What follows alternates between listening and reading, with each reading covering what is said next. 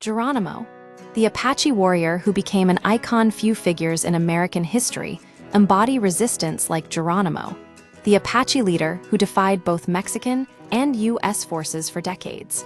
His story is not merely one of defiance, but a complex tale of survival, conflict, and the tragic consequences of cultural upheaval. Geronimo's legacy transformed him into an icon for the very people he once fought against, a testament to his enduring spirit and the brutal realities of the American West. The roots of resistance. Life before the Apache Wars. Before the mid-19th century, the Apache lived across lands claimed by both Mexico and the United States. Born around 1823 as Goyalca, one who yawns, Geronimo grew up in this volatile border region. By the 1850s, Apache survival depended on raiding, a necessity in the arid Southwest, where resources were scarce. These raids, targeting wealthy landowners in Mexico, often sought food, but sometimes involved taking items for trade. The Mexican government responded with brutality, offering bounties for Apache scalps. In 1858, a Mexican militia attacked Geronimo's band at Cascaye, killing his mother, wife, and 3 children. This massacre ignited a lifelong rage in Geronimo, turning him into a relentless warrior. Guerrilla warfare and the escalation of conflict. Geronimo's fighting style was defined by guerrilla warfare. He mastered stealth and speed, striking quickly and disappearing into the landscape. His enemies began to believe he could vanish like the wind itself. Unlike the Plains tribe's large-scale movements, Geronimo favored small raiding parties, constantly harassing his foes. As tensions rose, the U.S. Army joined the conflict. In 1861, an incident at Apache Pass escalated into the Apache Wars, a brutal 40-year struggle.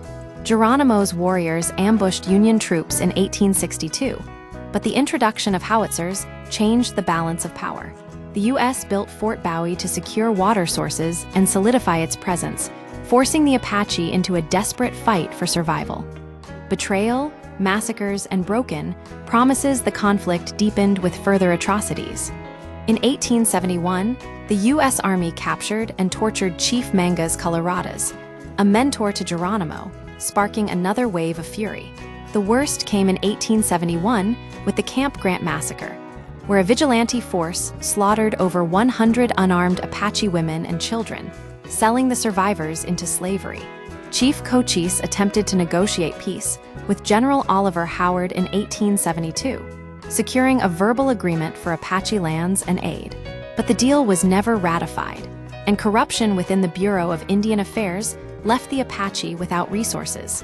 Copper discoveries and pressure from Mexico to stop cross-border raids led the U.S. to break the treaty, forcing the Apache onto the harsh San Carlos reservation. The final stand and Geronimo's legacy. Life at San Carlos was brutal, with agricultural failures, corrupt agents, and total loss of freedom. In 1877, Geronimo fled with a small band, raiding across the border into Mexico. The U.S. and Mexico struck a deal to pursue him, allowing troops to cross the border freely. Geronimo rebuilt his stronghold in Mexico, disrupting trade and smuggling resistors back to the reservation. In 1886, General Nelson Miles and 5,000 troops finally cornered him, forcing his surrender. But the government betrayed the terms of the surrender, imprisoning Geronimo in Florida, Alabama, and finally Oklahoma, where he died of pneumonia in 1909. Despite his imprisonment, Geronimo became a symbol of courage and resistance. His autobiography amplified his legacy, criticizing the reservation system and defending Apache freedom. Even on his deathbed, he questioned his decision to surrender, stating he should have fought until the last man fell. The name Geronimo entered popular culture as a war cry, adopted by paratroopers in WWII, who shouted it during jumps as a symbol of fearlessness.